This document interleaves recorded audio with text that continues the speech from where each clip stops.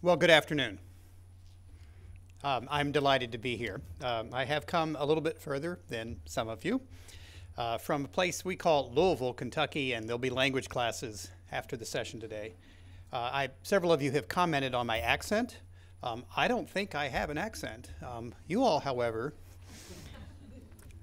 my colleague this morning started off the day by talking about wanting to make an argument about in the United States, what we're doing with young people, or what we're doing to young people, or what we may not be doing for young people. And I want to extend that argument a little bit and explore this notion of something that is being referred to as college and career ready, and suggest a conceptual framework that's different than what is on the minds of most policymakers right now. And as I am wont to do, I always look to pictures to help tell the story. This is the beginning of my graphic novel. For those of you who can't read the fine print, the car being towed says, "My child is an honor student," proudly emblazoned on the bumper. And the vehicle towing the other car says, "My child knows a cam from a rotor." I think this is a useful way to explore a distinction that has evolved in American education, and I suspect here in England from what I read, that there are two kinds of education out there. There is that which in our world we might call practical, that has some utility. And then there's what we might call academic. And it is the academic that we have over the last several decades, especially in the United States, come to worship and set everything else aside, as was noted earlier, for someone else's children. So let me suggest two questions I'd like to explore around this notion of college and career ready. The first is, what is the mix of kinds of skills that really truly define career and college ready? And some of us have been arguing in the United States that we should only talk about career ready, for which college is one pathway, but not the only pathway. And as my colleague this morning pointed out, and I'll probably repeat here a little bit some of the data that would support that. And I will suggest there are actually academic skills, occupational, general in nature, as well as technical skills. And then I want to explore a framework for thinking about how schools help students develop these skills. And on the second question, although I won't talk about it specifically here, but I think would be worth exploring later, there are intersections, many intersections with this notion of developing social, human, and cultural capital. So, if we look at the United States today and look at the policy major policy informing organizations. You have organizations like the National Center on Education and the Economy, who define college and career ready as whatever skills needed to succeed in credit-bearing community college or two-year college courses. Achieve Inc., Bob Schwartz mentioned that this morning. Professor Schwartz was instrumental in beginning that organization. They've defined college, being ready for college means that the high school graduate has the knowledge and skills to qualify for entry-level credit-bearing college courses without the need for remediation. So their college and career ready has an academic flavor to it. The College Board, another organization with a great deal of influence in the United States, defines it simply as a series of courses that are all academic in nature. And the American Diploma Project, another initiative of the National Governors Association, defines it as skills needed for, or they make the claim that skills needed for living wage entry-level jobs are the exact same skill sets needed to be successful in college. So that's the framework. That's the policy thinking at the moment. And let me suggest that at least as we think about it, the work we do, and I should, by way of further introduction, I direct the National Research Center for Career and Technical Education.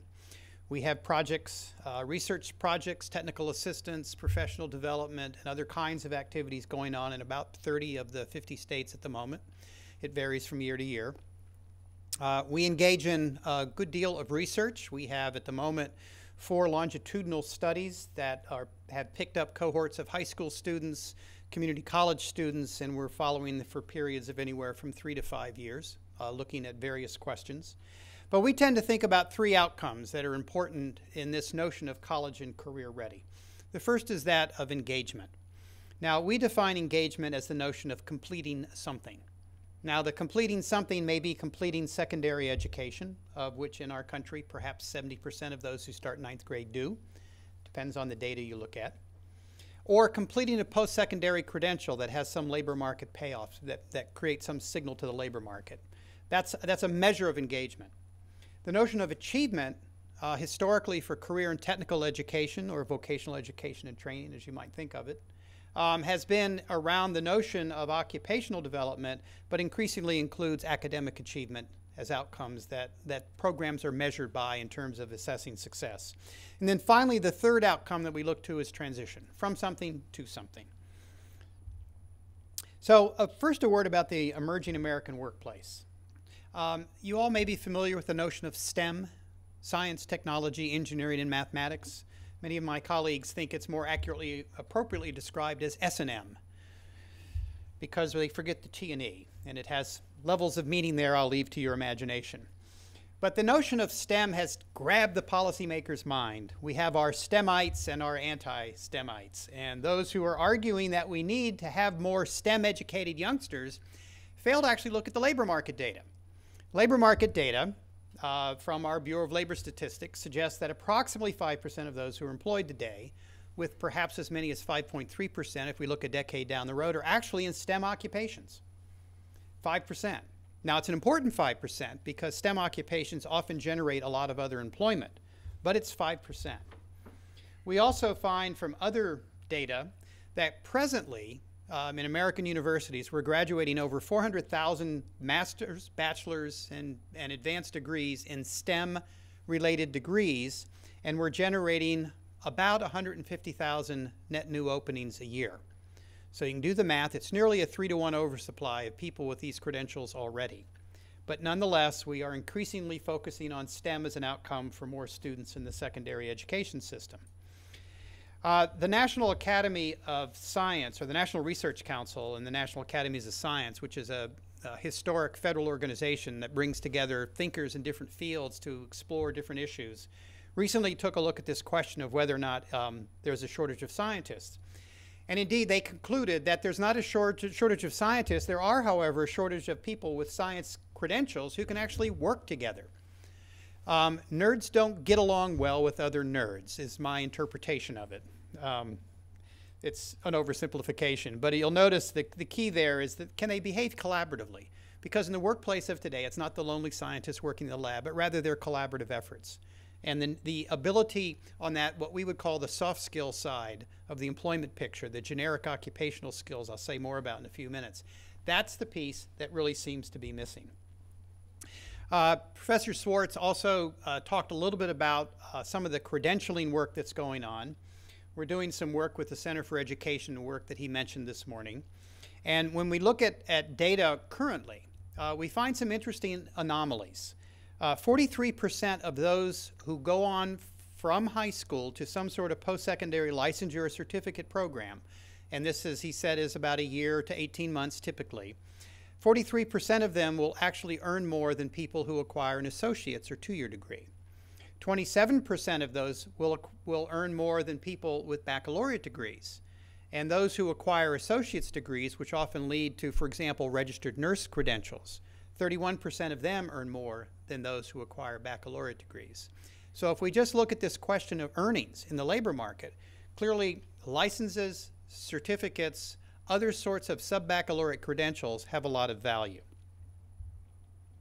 But it's something that very few young people ever get a chance to hear about.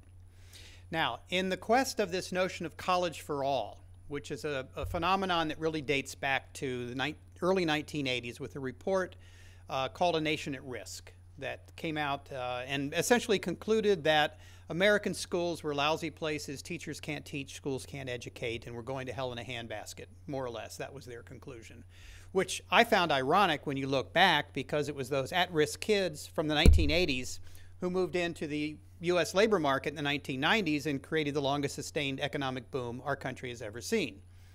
Curious. They're from lousy schools with teachers who can't teach. But beginning back in the early 80s, we began this quest of this notion of rigor. And rigor has become defined as more. If we're not happy with the math skills of our high school graduates, make them take more math. So in the early 80s, the average high school student maybe took one math course. Now it's nearly 4. And one of the things we find, and I don't have all the data here, I just wanted to share the one with you. If we look at The average high school kid in the early 1980s took about 13 core academic credits: math, science, social studies, English, foreign language, and the like. We now have kids who are taking nearly an additional year of academic coursework. Reading scores have significantly declined. Science test scores have significantly declined. And math test scores have wobbled up and down but haven't really moved one way or the other.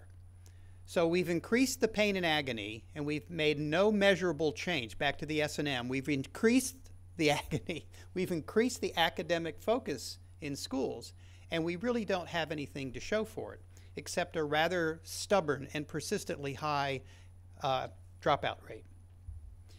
By the way, currently, the most recent data suggests barely a third of those who graduate are proficient in reading, and that's a necessary prerequisite to be successful in traditional four-year baccalaureate degrees. So, let me map out what I think of as the college and career dilemma. If we take a hypothetical group of 100 kids who start ninth grade in the United States, keep in mind that there are a lot of young people who never make it to ninth grade. We're only starting with those.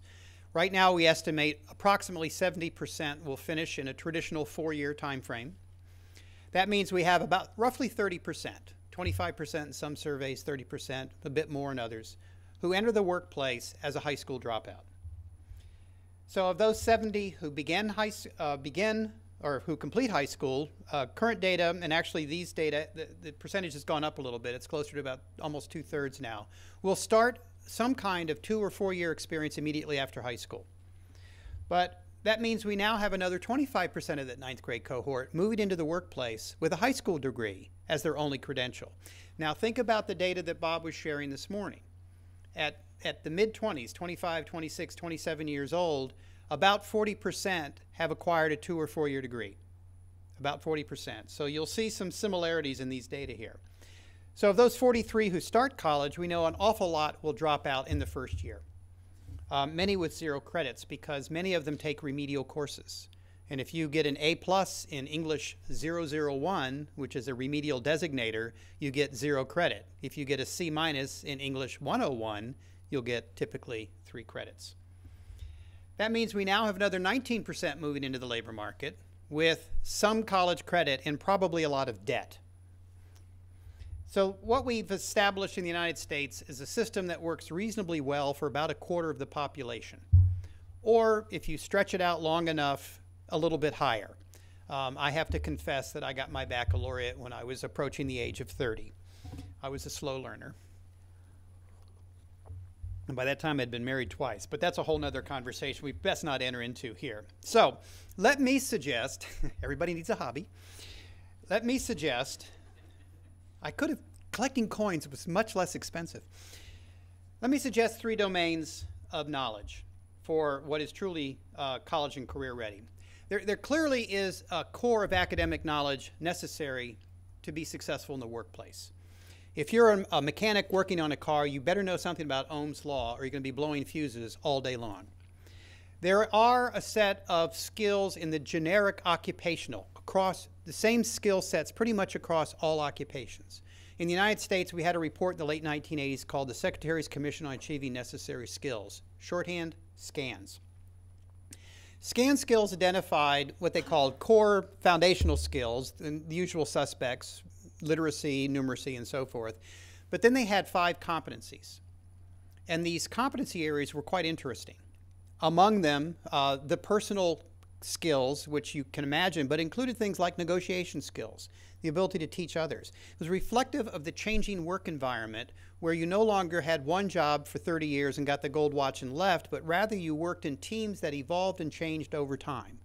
And you had to be able to adapt to those situations. So one day you might be a mentor or teacher to someone else, and the next day you might be the person receiving that. And so how do you develop those skill sets becomes the question. And then finally, there are the technical skills. If an employer wants to hire a welder, well, you better know how to weld. So there are technical skills. Now, for the purposes of especially secondary career and technical education, it is these points of intersection. The academic expression or the occupational expression of academics, the technical expression of academics, is where we've devoted a lot of our research. So we've done a lot of research in the area of something we call curriculum integration. If you are in a carpentry class and you're teaching somebody about pitch on the roof, that's the same underlying mathematics as slope on the graph. If you are helping them think about what it means to have a square wall, when I was a kid, my father was in the trades. His friends used to talk about the magic triangle, 3, 4, 5. You could manipulate those numbers. They never knew that was a squared plus b squared equals c squared. They had no clue. They just knew 3, 4, 5, back of the envelope kind of calculations. So what we've developed are strategies and techniques for actually taking those occupational opportunities to reinforce or actually develop academic skills. I got 5 minutes, so I have to talk really fast then. Okay, let me speed it up here. So academic skills necessary in the workplace. I want to get to this piece. We're doing analysis right now looking at the kinds of skills. When they say academics, what does it mean? Again, reflect on the definitions earlier that suggested that academic and career skills were the same. Let me suggest that they're not. Let me skip to the data. I don't think you can read the fine print. ACT, one of the testing agencies in the United States, has made this claim that academic and occupational skill sets are the same. And so what they've said is to get a passing score, to be able to be college ready, these are the kinds of things in the middle column you need to know how to do. And on the right-hand column, those are the parallel occupational skills that are academic in nature. If you actually map those back against traditional classwork, Algebra 1, pre-algebra, and so forth, what you find is that there isn't a skill listed, and the list is longer than this. This is just one snapshot. The actual skills are found in Algebra 1 and before. The problem is that young people don't learn Algebra 1, they don't master Algebra 1, but they're shoved onto Algebra 2 and geometry and so on. And so the challenge is not the traditional measures of test passing. In my judgment, the challenge is that of mastery. This is a job posting for electronic technician. If you actually look at, this is one of these middle skill jobs, sub-baccalaureate that Bob Schwartz talked about. When you actually look at the kinds of skills employers want, this is an actual job posting from about 2 months ago. Largely work-based learning kinds of things, gain from experience, a set of soft skills and technical skills. There's little mention there of things like Algebra 2 and the like. Most of them call at this level for a 2-year credential. There's a set of employability skills. These are the ones that are generic across all occupational arenas. By the way, I have a copy of all this in the paper I wrote, so you can have a copy of it, because I'm going really quickly here, because I'm probably down to 3 minutes now, so I better talk really fast. Had enough caffeine. Thank you very much. These are things I think you're aware of. Without accent. Yes, thank you.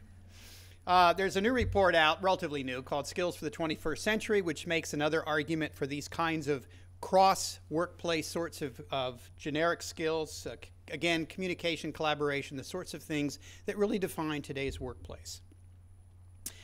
Technical knowledge and skills, we're actually looking at the kinds of industry credentials that can be obtained through secondary level career and tech programs, and there tend to be quite a few.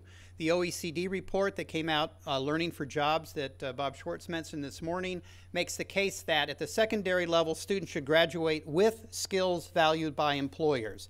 In our labor market, the measure of that are actual industry certifications. So they do exist. Real quick thoughts on the road to an American solution. As time permits, we can talk about notions of multiple pathways. Traditional college pathway is but one, and there are indeed others. This need for an expanded role for employers, as well as this notion of a new social compact. These are the kinds of things that Bob was talking about. From a U.S. policy perspective, we have something called programs of study that are enshrined in law. And it calls for school districts to offer programs that link secondary and post-secondary, largely community college in nature, lead to an industry-recognized credential, and includes things like curriculum integration and other strategies. And indeed, we have system strategies that we can talk about, from career pathways. Career academies were mentioned at another session earlier today, career-themed high schools. And then on the pedagogic side, we have this notion of curriculum integration, work-based learning, which we view as a pedagogy, and we have a different framework for that, which I'd be love to have time to talk about. We have something called career tech student organizations. Bob Schwartz mentioned he was here last week for this international skills competition. In the United States, we have 8 or 9 organizations that lead students to those things. And then the need for career guidance is manifest. Sorry? Okay. That's my conclusion, but this is my real conclusion. And this is an important point. Paul Barton's at ETS, another testing agency. He's made this point repeatedly, that especially in our country, high school, secondary education is the last opportunity paid for wholly by the public to prepare young people to become successful adults. While we talk a lot about moving young people on to college, there's a terrific cost. There's also a capacity issue. Colleges are literally running out of space, closing their doors, even community colleges which have open entry kinds of opportunities. So you have cost, you have capacity, and then of course you have the capability of students that are all inhibitors to this notion that everybody ought to go off to college. So that's my email if you'd like to follow up on this. That's our website, and invite you to visit our website. We have a great deal of research there, and I thank you for your attention.